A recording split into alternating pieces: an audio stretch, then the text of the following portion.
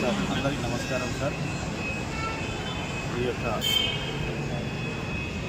గ్రామీణ పేదరిక నిర్మూలన సంస్థలో పనిచేస్తున్నటువంటి ఉద్యోగస్తులందరం ఈరోజు 5వ రోజు నిరోధిక సమ్మె కార్యక్రమం చేస్తున్నాం సార్. ఇందులో 23 సంవత్సరాల నుంచి అన్ని వివిధ క్యాడర్లలో పనిచేస్తున్నాము. మాకు గౌరవ ముఖ్యమంత్రి గారు ప్రతిపక్షంలో అసెంబ్లీ సాక్షిగా మాట ఇచ్చినారు సార్. నేను ఈయన అధికారంలోకి వస్తే ఖచ్చితంగా వైఎస్ఆర్ కాంగ్రెస్ పార్టీ చేస్తాము, ఖచ్చితంగా మా ప్రభుత్వం ఆదుకుంటుంది అని కూడా అసెంబ్లీ సాక్షిగా ఇవ్వడం జరిగింది సార్.